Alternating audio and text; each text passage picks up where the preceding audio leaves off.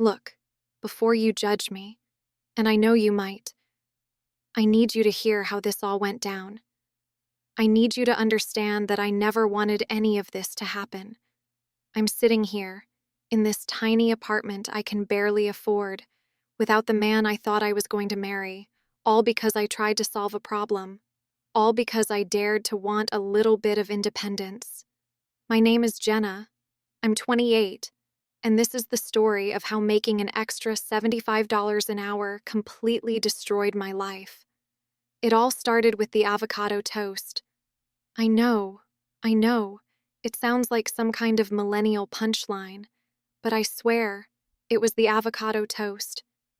Me and my boyfriend Liam had been living together in Austin for 3 years. 3 years in a trendy, shoebox-sized apartment off South Congress that cost more than a mortgage in most other states. We were happy, or I thought we were.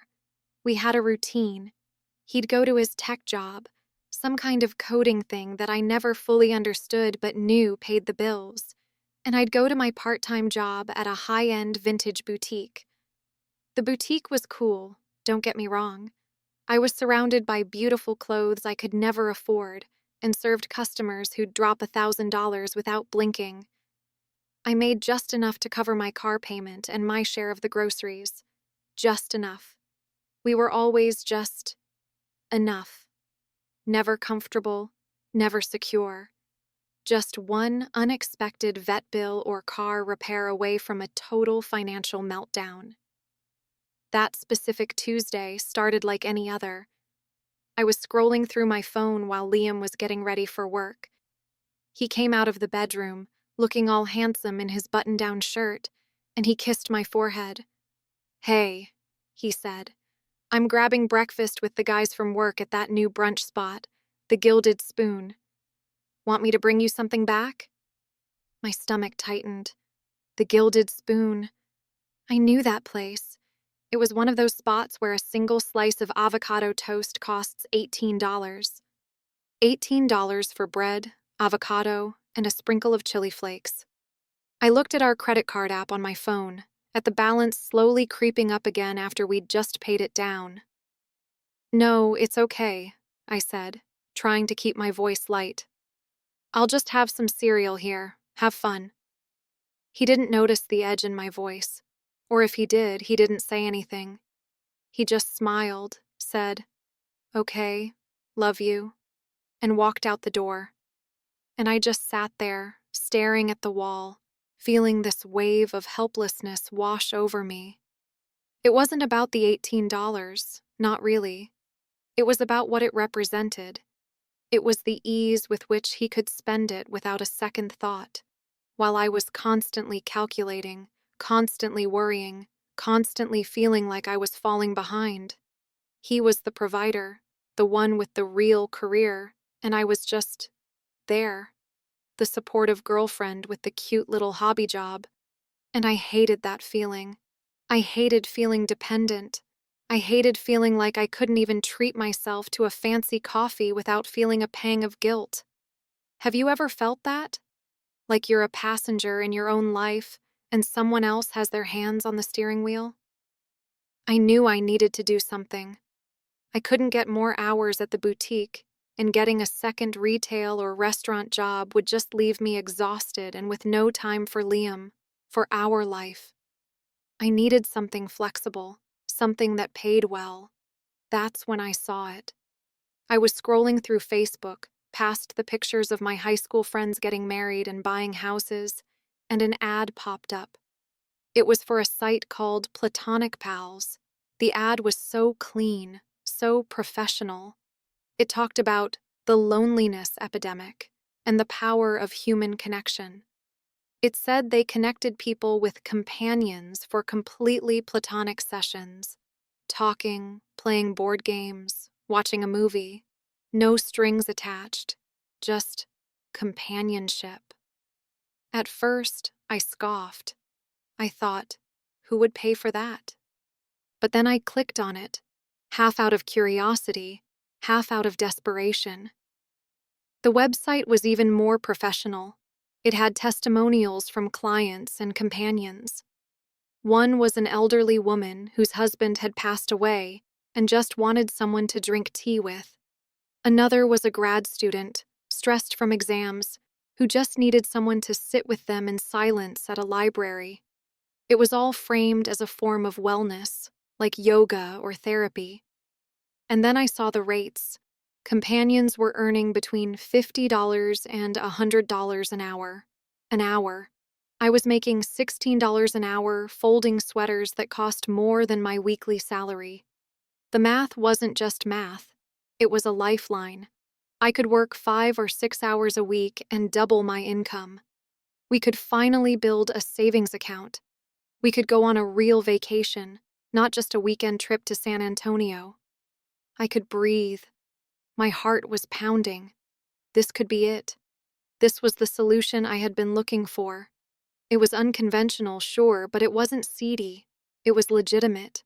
I was providing a service, a wellness service. I felt this spark of excitement, of agency. I was taking control. I waited for Liam to get home that night, buzzing with a nervous energy.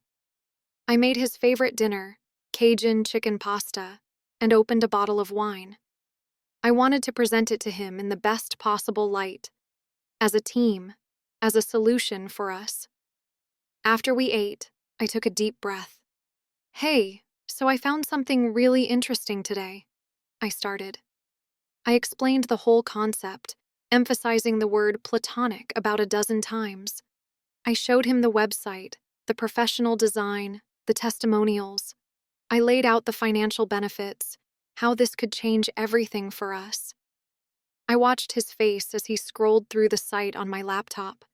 His smile slowly faded. The corner of his mouth tightened. He put the laptop down and looked at me, and his eyes had this look I'd never seen before. It was a mixture of confusion and something else. Disappointment? "So, let me get this straight," he said, his voice quiet. "You want to get paid to hang out with strange men?" "Not just men, Liam," I corrected him, my own voice getting a little defensive. "It could be anyone. Women, elderly people. It's about companionship, not gender.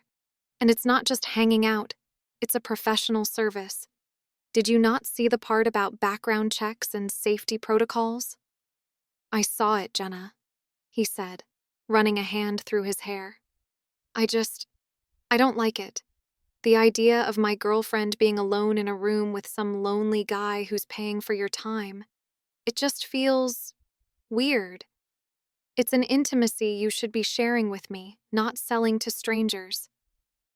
There it was. Intimacy. He was already twisting it into something it wasn't. This wasn't about intimacy. It was about economics. It was about practicality. Why couldn't he see that? Why did he have to make it about his own insecurities? "It's not intimate. It's therapeutic," I argued. "It's like being a massage therapist or a counselor. You're providing comfort. People are lonely, Liam. This is a real need." "I don't care," he said, his voice getting firmer. "I don't want you doing it. We're fine. I make enough money." "We are not fine." The words just exploded out of me. "We are living paycheck to paycheck. You might be fine, but I'm not. I'm tired of feeling broke all the time. I'm tired of feeling guilty for buying a coffee. This is a way for me to contribute, to pull my own weight, and you're acting like I suggested something dirty." The argument went on for an hour. He called it dangerous and inappropriate. I called him old-fashioned and controlling. He just couldn't see it from my perspective. He couldn't see the empowerment in it. He only saw a threat.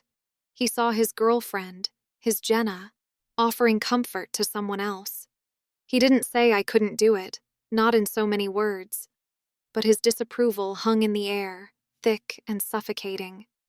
He ended the conversation by saying, "Do what you want, Jenna, but don't come to me if it goes wrong." That night, I lay in bed next to him, my back turned, my mind racing. His reaction hadn't scared me off. It had done the opposite. It had solidified my resolve. I felt this burning need to prove him wrong, to prove that I was smart, capable, and that this was a perfectly legitimate and safe way to improve our lives. I was doing this for us, even if he was too narrow-minded to see it. So, I did it. The next day, while he was at work, I created my profile. I used a nice, friendly photo of myself, wrote a bio about being a great listener and loving board games, and set my rate at $75 an hour. I felt a thrill as I hit the submit button. It was my secret, my project. My first few clients were exactly the kind of people I'd use to convince Liam. My very first was an elderly woman named Carol who lived in a retirement community. Her kids lived out of state, and she just wanted someone to help her with a puzzle and listen to stories about her late husband. We spent 2 hours together, and she was so sweet. She hugged me at the end and told me I had a kind soul. I left her apartment with $150 in my pocket and a feeling of warmth that had nothing to do with the money. I had actually helped someone.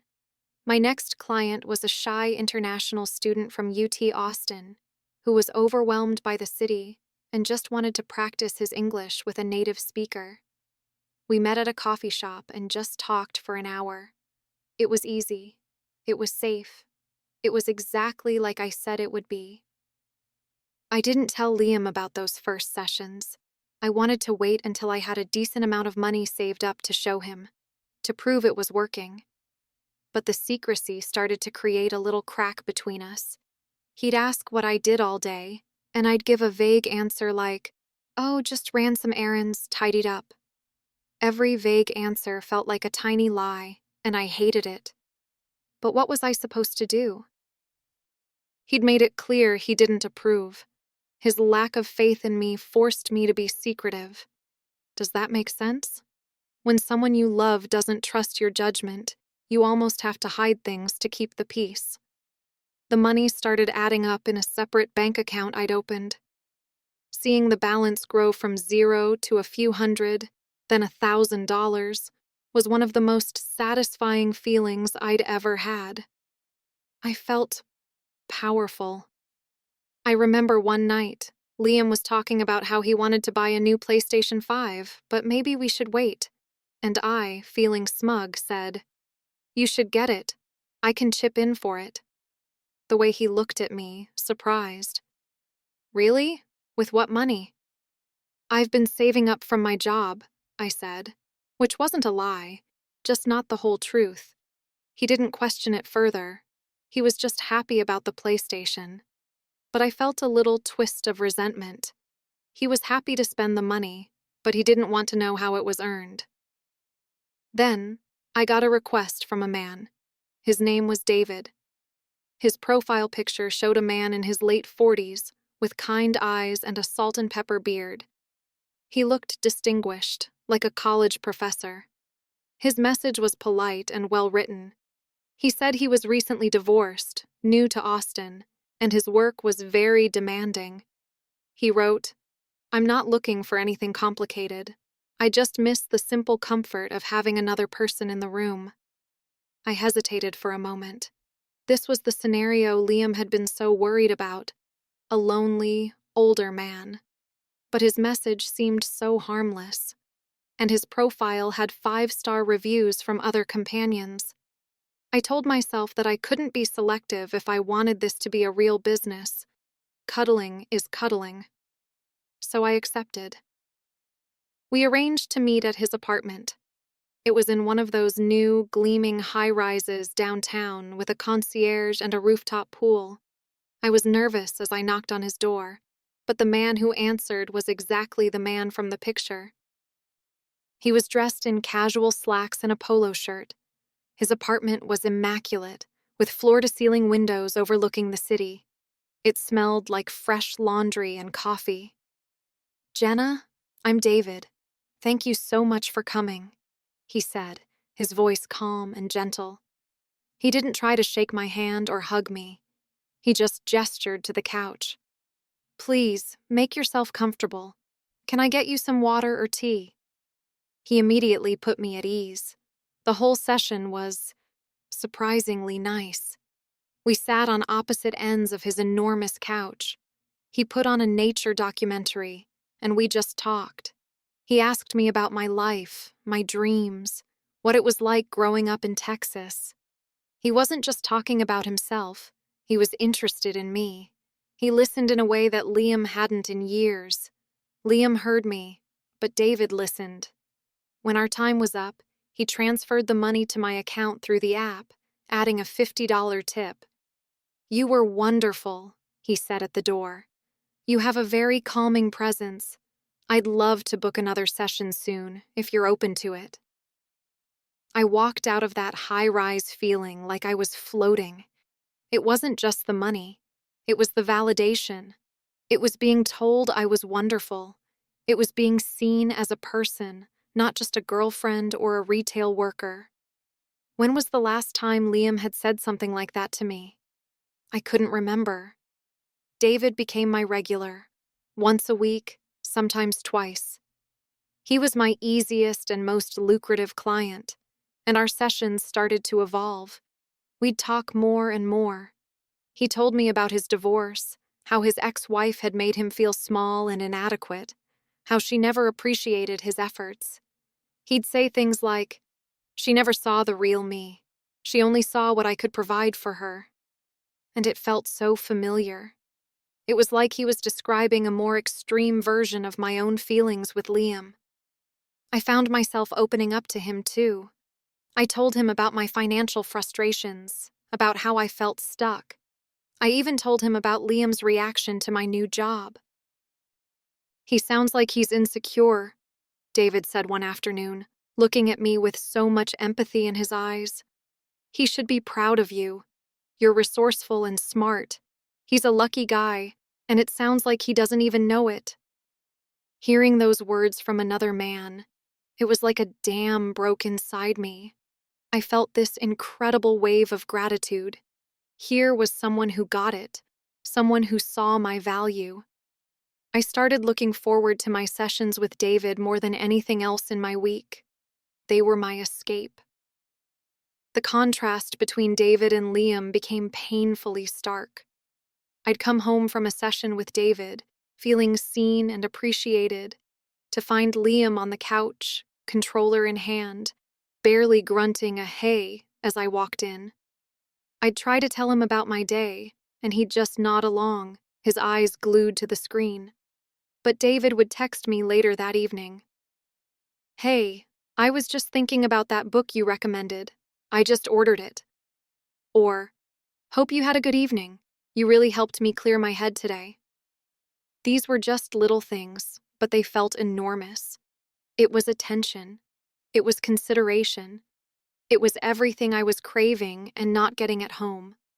I started putting more effort into my appearance for my sessions with David. I'd wear a dress I knew he'd complimented before. I'd spend extra time on my makeup. It felt good to be noticed. It felt good to be beautiful for someone who actually said so. Liam, on the other hand, seemed to be getting more suspicious. I was staying out later, being more vague about my whereabouts. The money I was making was significant now, and it was changing the dynamic. I paid off my credit card. I started buying my own groceries. I insisted on splitting the rent down the middle. I thought this would make him happy, proud, but it just seemed to make him more tense. "You're on your phone a lot lately," he said one night as I was smiling at a text from David. "Just texting a friend," I said, quickly locking the screen. "Which friend?" he pressed. "You don't know her," I lied. It was getting harder to keep the worlds separate. Liam started planning these elaborate, expensive date nights to try and reconnect, I guess. But they felt forced. They felt like an obligation. And honestly, I often found myself wishing I was just having a simple, easy conversation with David instead. I just wanted to be appreciated. Is that really too much to ask from the person who is supposed to love you most? The line I thought was so clear and bright began to blur. One day, after a particularly great session, David suggested we grab coffee. "I don't want the conversation to end," he said with a charming smile. It felt innocent enough. We went to a cafe, and it didn't feel like a session anymore. It felt like a date, and I didn't hate it. This became our new routine: a session, followed by coffee or a walk by the lake. I never charged him for that extra time. It wasn't work. It was something else. A friendship. A deep, meaningful friendship. That's what I told myself anyway. I knew I was playing with fire.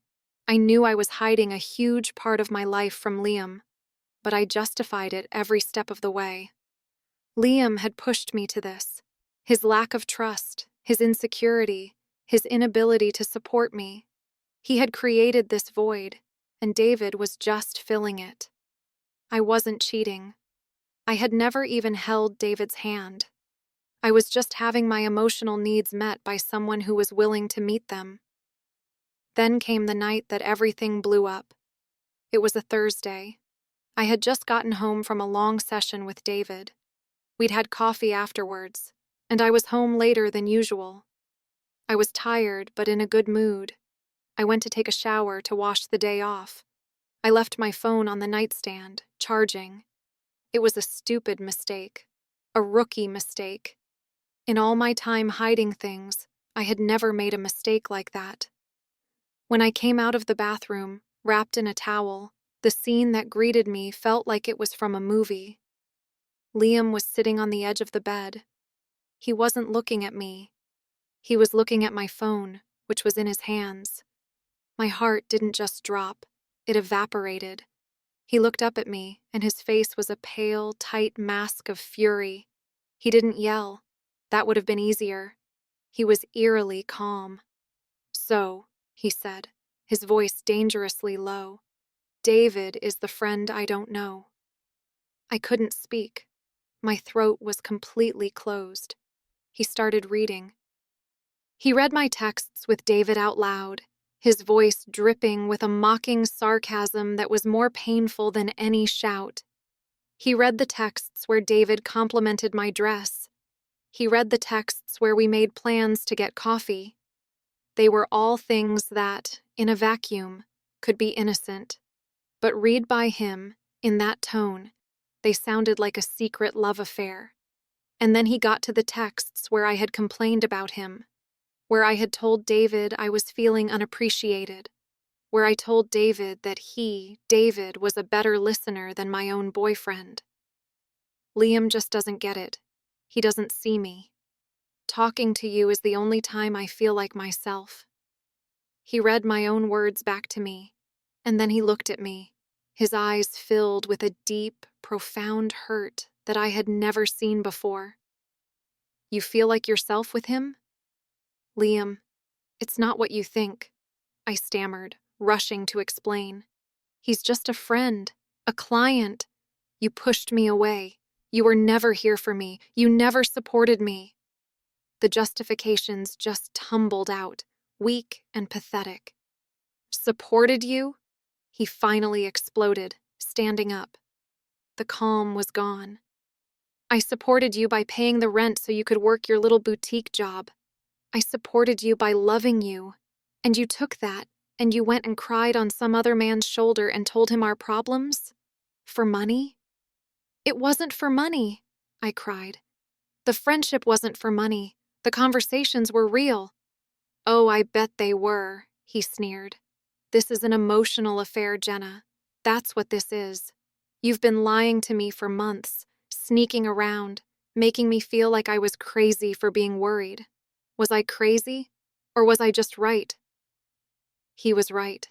That was the worst part. He had been right all along. His insecurities weren't just insecurities. They were an accurate prediction of the future. He demanded that I stop. Not just the job, but all contact with David. Delete his number. Block him. End it. And I should have said yes. I know that now. I should have groveled and begged and promised to do whatever it took. But in that moment, all I felt was indignant. He was ordering me, controlling me. After everything, he was still trying to control me. "No," I said, my voice shaking. "You don't get to dictate who my friends are." It was the wrong thing to say. I saw the last flicker of hope die in his eyes.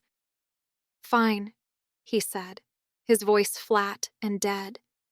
"Then I can't be here. I can't be with someone I don't trust. I can't be with someone who doesn't even want to be with me." He walked over to the closet and started pulling shirts off hangers and throwing them into a gym bag.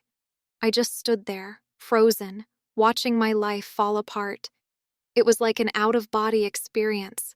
I was screaming at myself on the inside, "Stop him! Say something! Fix this!" But on the outside, I was just silent, paralyzed by my own stupid pride.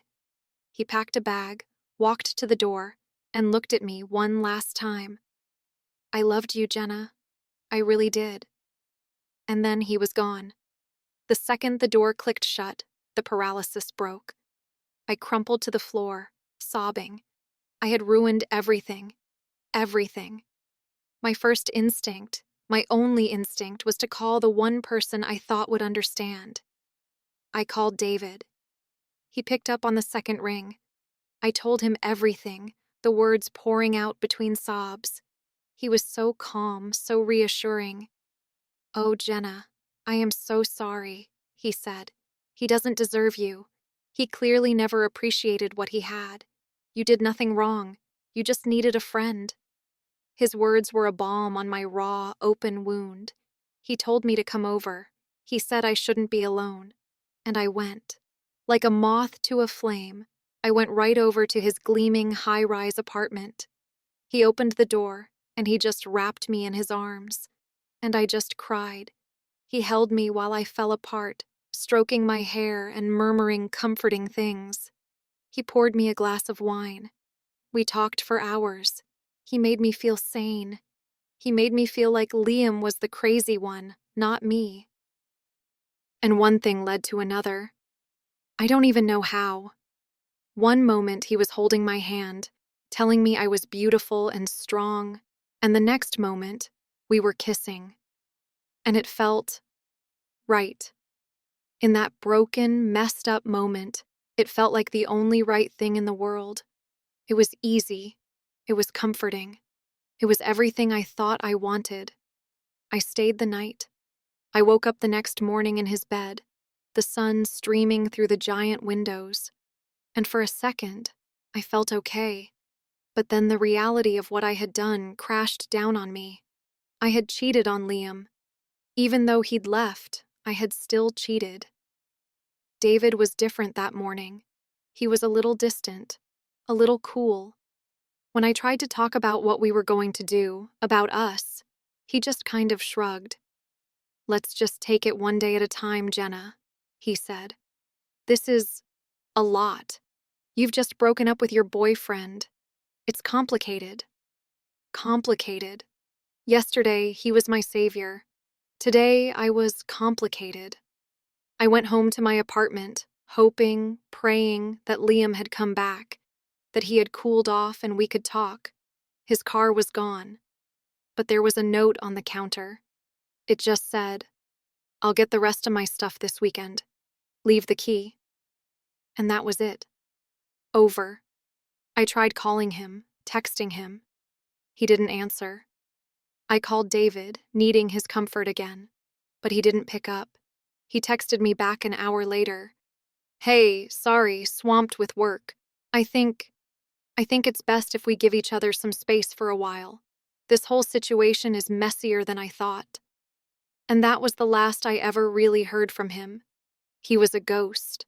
He got what he wanted, a damsel in distress to rescue for a night, and when the reality of a real, messy human being showed up, he was gone. He wasn't a savior. He was just another tourist in my life. So here I am. Liam moved out. David vanished. My business is gone because I couldn't bring myself to do it anymore. The money I saved is almost gone, eaten up by paying the full Austin rent on my own. I lost my boyfriend, my friend, and my financial independence all in the span of 48 hours. I sit here and I play it all back, over and over. If I had never taken the job, would we still be together, unhappily coasting along? If Liam had just trusted me, supported me, would I have ever needed the validation from someone like David? Everyone will say I'm the bad guy. I'm the one who lied. I'm the one who cheated. And maybe I am. But tell me this. What is a person supposed to do when they are screaming for help on the inside, and the one person who is supposed to hear them is wearing headphones? What would you have done? Be honest. What would you have done in my shoes?